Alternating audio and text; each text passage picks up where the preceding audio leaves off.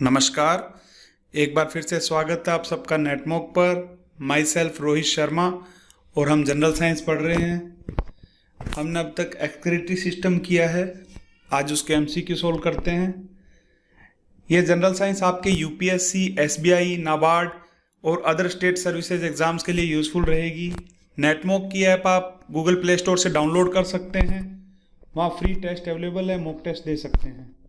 Start करते हैं first question से। पहला क्वेश्चन है, in which of the following are the largest amounts of nitrogenous waste excreted from a mammalian body. तो mammalian body से nitrogenous waste मैंने बताया था एक्सक्रीशन करते हैं अपन नाइट्रोजीनस वेस्ट का, जिसमें यूरिया है, अमोनिया है, यूरिक एसिड है। अमोनिया जो है वो कन्वर्ट हो जाता है किस में, यूरिया में। तो यूरिया एक्सक्रीटरी मटेरियल है अपना। तो सबसे ज़्यादा नाइट्रोजीनस वेस्ट किस प्रोसेस के थ्रू बाहर निकलता है, वो है यूरिन के थ्रू। ठीक है ना। स्वीट के थ्रू भी एक्सक्रीशन होता है, उसमें ज़्यादातर सॉल्ट्स होते हैं, ठीक है, और यूरिया स्मॉल अमाउंट में होता है। ऐसे ही जो अपना सलाइवा है, सलाइवा के थ्रू भी स्लाइट अमाउंट में यूरिया एक्सक्रीट होता है, हल्की मात्रा में यूरिया रिलीज होता है सलाइवा के थ्रू भी। ठीक है। फीसेस के थ्रू जो रिलीज होता है उसे इजेशन कहते हैं प्रोसेस को, उसको एक्सक्रीशन नहीं कहते, उसको मैंने बताया था क्या कहते हैं, इजेशन कहते हैं। ब्रीथ के थ्रू क्या रिलीज करते हैं हम, CO2 कार्बन डाइऑक्साइड। ठीक है। तो सबसे ज्यादा जो नाइट्रोजन वेस्ट जो एक्सक्रीट होता है मेमेलियन बॉडी में थ्रू यूरिन होता है। ठीक है। Next question, presence of RBC in urine is called, क्या कहलाएगा प्रेजेंस ऑफ आरबीसी। ठीक है। जो अगर किसी को बेसिक टर्म्स पता है तो आंसर आराम से दे सकता है, हीमेटूरिया।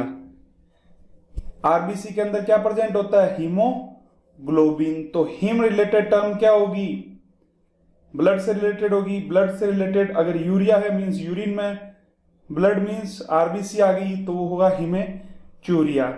ठीक है। बाकी टर्म देख लेते हैं। एन्यूरिया, ए न्यूरिया। एन्यूरिया क्या होता है, ए मींस एब्सेंस, किसी चीज की एब्सेंस के आगे ए लगता है तो एब्सेंस। यूरिया मतलब यूरिन कम आ रहा है या यूरिन एब्सेंट है, यूरिन नहीं आ रहा है, इस कंडीशन क्या कहते हैं, एन्यूरिया। किसी किडनी फेलियर हो गया, यूरिन प्रोसेस ही नहीं हुआ तो यूरिन कम आएगा, तो उससे प्रोसेस को क्या कहेंगे, एन्यूरिया। ठीक है। डिजीज है ये सारी। ग्लाइकोसूरिया, ग्लाइकोसूरिया क्या है, अगर किसी के यूरिन में क्या आने लग जाए, ग्लूकोज आने लग जाए तो ये कंडीशन क्या होगी, ग्लाइकोसूरिया। डायबिटीज में ऐसा होता है, डायबिटीज एक डिसऑर्डर है, लाइफस्टाइल डिसऑर्डर कहते हैं इसको, डिजीज में और पढ़ेंगे। ठीक है। ग्लाइकोसूरिया। और कीटोन यूरिया क्या है, अगर यूरिन में कीटोन बॉडीज आने लग जाए। कीटोन बॉडीज कहां से आती है, ये प्रोटीन के ब्रेकडाउन से बनती है। कोई लॉन्ग टाइम तक स्टारवेशन करता है, व्रत रखता है, भूखमरी में है, कोई ज्यादा भूखा ही रहता है, लंबे टाइम तक कुछ नहीं खा रहे हो, तो प्रोटीन का डिग्रेडेशन, बॉडी में जो प्रोटीन है उसका डिग्रेडेशन स्टार्ट हो जाता है, उससे बनते हैं कीटोन बॉडी। डायबिटीज में भी कीटोन बॉडीज बाहर आ सकते हैं, तो उस प्रोसेस को कहते हैं कीटोन यूरिया। अपने क्वेश्चन का आंसर क्या होगा, हीमेटूरिया। ठीक है। Next question, which vessels carry blood to the kidney. Which vessels carries blood to the kidney. ये देखिए किडनी की स्ट्रक्चर, ये हाइलम पार्ट होता है, इसमें एक ब्लड लेके आ रहा है और एक ब्लड लेके जा रहा है। कोई भी ब्लड अगर ऑर्गन को लेके जा रहा है वो प्योर ब्लड होगा। ठीक है ना। प्योर ब्लड का मतलब ऑक्सीजन ज्यादा, CO2 कम। तो प्योर ब्लड लेके आ रहा है ऑर्गन के लिए, तो वो हमेशा कौन लेके जाता है, आर्टरी। ठीक है ना। प्योर ब्लड हमेशा क्या लेके जाता है, आर्टरी। और अगर किडनी से रिलेटेड टर्म होती है तो उसको रीनल कहते हैं, क्योंकि इसके स्ट्रक्चर में बताया था, रीनल कैप्सूल जो आउटर कवरिंग होती है, ट्रोमा से बचाती है, इंजरी से बचाती है बाहर से, रीनल कैप्सूल। तो रीनल रिलेटेड किससे, किडनी से, तो रीनल आर्टरी। ठीक है। ये ब्लड लेके जा रही है। और वेन जो है, इम्प्योर ब्लड जो होती है उसको कहां लेके जाती है, वापस हार्ट के पास लेके जाती है, फिर वो प्योरीफाई होने के लिए कहां जाता है, लंग्स में जाता है। तो आर्टरी हमेशा प्योर ब्लड ऑर्गन को लेके जाती है, वेन हमेशा इम्प्योर ब्लड टुवर्ड्स हार्ट लेके जाती है। बट इसका एक्सेप्शन है एक, लंग्स में जस्ट अपोजिट होता है। लंग्स में आर्टरी जो है वो पल्मोनरी आर्टरी है, पल्मोनरी वेन है, जो इम्प्योर और प्योर का अपोजिट होता है उसमें। मतलब पल्मोनरी आर्टरी इम्प्योर ब्लड लेके जाती है और पल्मोनरी वेन प्योर ब्लड लेके आती। तो इसका आंसर होगा रीनल आर्टरी।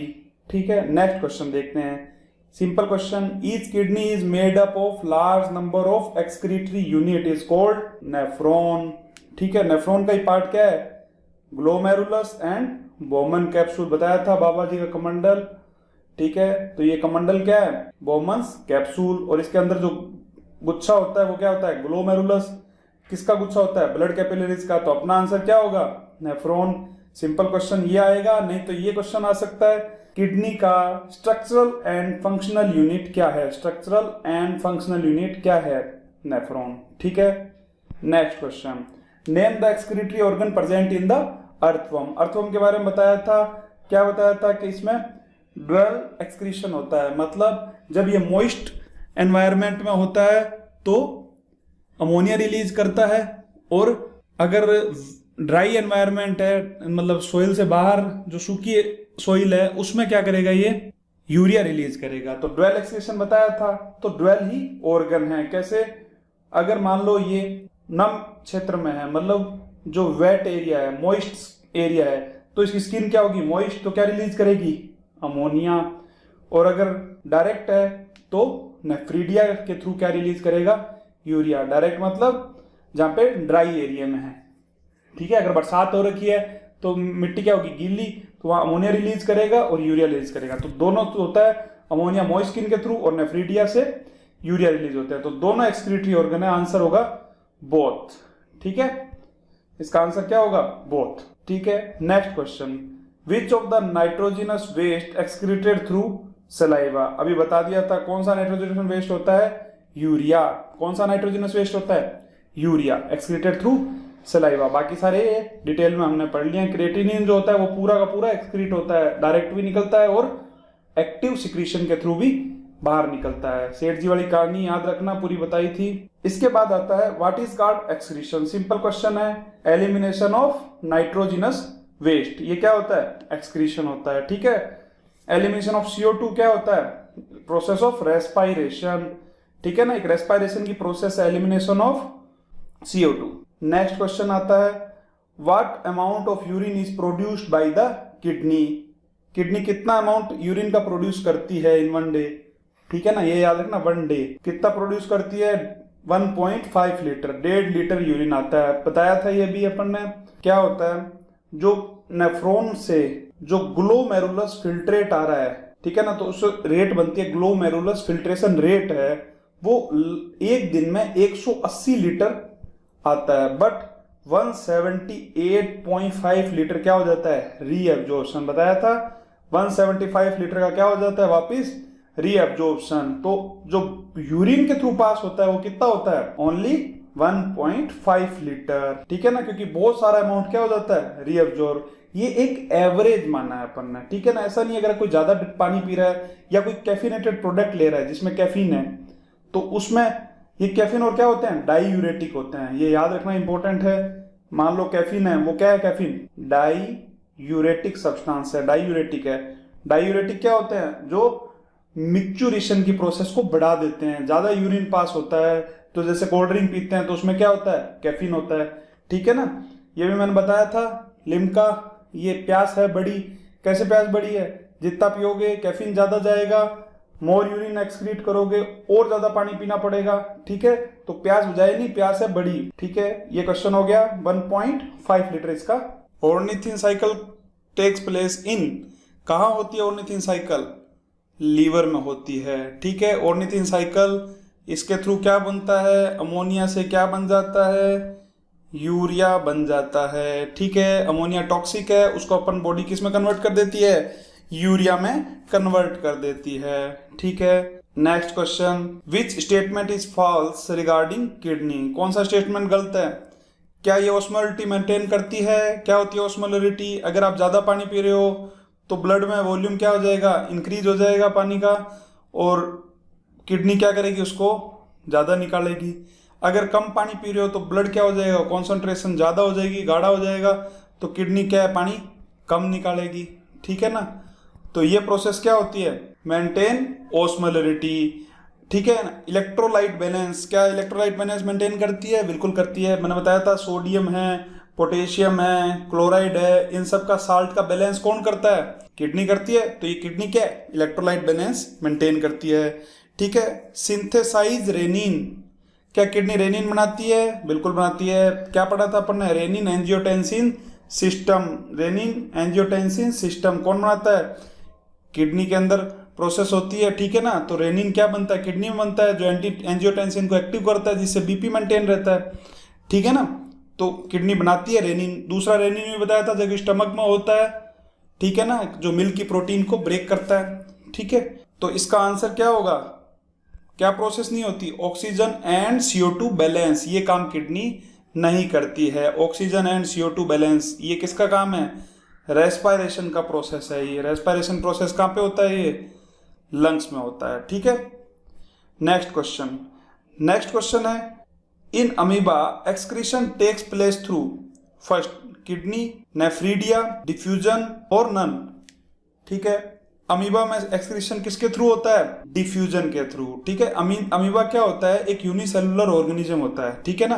तो इसमें जो मैक्सिमम प्रोसेस होते हैं अपनी सरफेस के थ्रू ही होते हैं। तो ये डिफ्यूजन यहाँ से डायरेक्ट, जो इसकी जो एक्वेटिक एनिमल है, तो डायरेक्ट क्या हो जाता है, गैसेस रिलीज पानी में डायरेक्ट कर देता है। तो ये सिंपल डिफ्यूजन होता है अपनी जनरल सरफेस के द्वारा, जो इसकी सरफेस होती है उसके थ्रू डायरेक्ट क्या हो जाता है, डिफ्यूजन हो जाता है। तो इसका राइट आंसर क्या होगा? डिफ्यूजन। अमीबा में excretion takes place through diffusion, ठीक है। अमीबा का सिंपल सा क्वेश्चन था। नेक्स्ट आता है, yellow colour of urine of vertebrates is due to presence of, ठीक है ना, किसकी प्रेजेंस के कारण येलो कलर होता है? इंपॉर्टेंट क्वेश्चन है, यूरोक्रोम के कारण, ठीक है ना। ये क्या चीज है यूरोक्रोम? ये याद रखना, किसके कारण यूरिन का कलर येलो होता है? यूरोक्रोम के कारण। और जो स्टूल होता है उसका कलर किसके कारण होता है? वो होता है स्टर्कोबिलीन के कारण, ठीक है। इसमें ऑप्शन में यूरोक्रोम आए तो यूरोक्रोम, यूरोबिलीन आए तो दोनों ही सही हैं, यूरोबिलीन भी सही है, ठीक है ना। तो यूरोबिलीन, यूरोक्रोम, ठीक है। स्टर्कोबिलीन, स्टर्कोबिलीन, इसका स्टर्कोक्रोम नहीं होता, ठीक है ना। तो स्टूल का कलर किसके कारण होता है? स्टर्कोबिलीन के कारण। और इसका कलर किसके कारण होता है? यूरोक्रोम के कारण, ठीक है। ये होते क्या हैं? ये होते हैं बाइल पिगमेंट्स। जैसे हीमोग्लोबिन है, जो किसमें प्रेजेंट है? आरबीसी में। इसका हिम पार्ट होता है ना, हिम पार्ट का क्या ब्रेकडाउन होता है, जिससे क्या बनता है? बिलीवर्डिन। इस बिलीवर्डिन से क्या बनता है? बिलीरुबिन, ठीक है। तो बिलीवर्डिन और बिलीरुबिन। अब पहले वर्डिन बनेगा या रूबिन, तो इसको याद करने की ट्रिक है, वीरू, ठीक है ना। जय और वीरू में तो पहले क्या बनेगा? वी, फिर क्या आएगा? रू। तो वी वर्डिन और फिर रूबिन, ठीक है ना। तो पहले क्या बना? बिली वर्डिन, उससे क्या बना फिर उसके बाद में? बिली रूबिन, ठीक है। इनके ब्रेकडाउन से आगे ये क्या है? थोड़ा टॉक्सिक होता है, कॉन्जुगेशन होता है, लीवर में कई प्रोसेस होती है, ये डिटेल में डाइजेस्टिव सिस्टम में आएगा। उसके ब्रेकडाउन से क्या बनते हैं? स्टर्कोबिलीन और यूरोबिलीन। यूरोबिलीन यूरिन का कलर देता है, ये यूरोबिलीन आगे यूरोक्रोम में ब्रेक होता है, ठीक है ना। और ये स्टर्कोबिलीन स्टूल का कलर देता है, ठीक है। तो the colour of urine of vertebrate due to presence of urochrome, ठीक है। देखो कंफ्यूजन के लिए ऑप्शन में बिलीरुबिन भी है, बट बिलीरुबिन इटसेल्फ नहीं आ रहा है, ठीक है। यूरोक्रोम। फर्स्ट ऑप्शन है लेसिथिन। लेसिथिन क्या होता है? जो एग में प्रेजेंट प्रोटीन होती है, एग में भी होती है, ह्यूमन बॉडी में भी प्रेजेंट होती है, प्रोटीन है। एग का जो योक पार्ट है उसमें प्रेजेंट होती है लेसिथिन, ठीक है। Next question, if ADS level in blood decreases, ये बता चुके हैं एडीएस लेवल का क्या रोल है। एडीएस क्या करवाता है? एडीएस जो डीसीटी और सीटी पार्ट होता है नेफ्रॉन का, उसमें वाटर एब्जॉर्प्शन क्या करवा देता है? बढ़ा देता है। अगर मान लो एडीएच का लेवल क्या हो गया? कम हो गया। तो एडीएच का लेवल कम हो गया तो यहाँ पे काम करेगा? नहीं करेगा, यहाँ पे काम नहीं करेगा, जिससे क्या होगा? यहाँ वाटर का लेवल और जो यूरिन में क्या हो जाएगा? इंक्रीज हो जाएगा, बिकॉज एब्जॉर्प्शन क्या हो गया? वाटर का कम हो गया नेफ्रॉन से ब्लड में। तो ये एब्जॉर्प्शन कम हो गया, इसलिए कहाँ रिलीज हो जाएगा वाटर? सारा यूरिन में रिलीज हो जाएगा। यूरिन में रिलीज हो जाएगा तो वॉल्यूम ऑफ यूरिन क्या हो जाएगा? इंक्रीज हो जाएगा। आंसर क्या होगा? If ADS level in blood decreases, volume of urine is increases. ये इंपॉर्टेंट क्वेश्चन है, बिकॉज डायरेक्ट पूछ सकता है एडीएस लेवल बढ़ रहा है या घट रहा है, उसका क्या इफेक्ट होगा? वॉल्यूम ऑफ यूरिन इंक्रीज हो रहा है या वॉल्यूम ऑफ यूरिन डिक्रीज हो रहा है, ठीक है।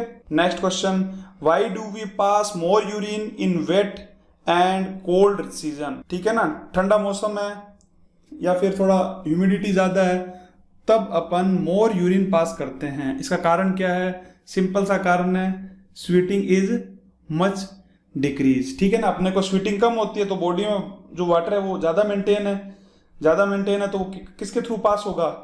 किडनी के थ्रू पास होगा। सिंपल सा रीजन है, sweating is much decrease, and जो ज़्यादा वाटर किसके थ्रू रिलीज होगा? किडनीज के थ्रू रिलीज होगा, ठीक है ना।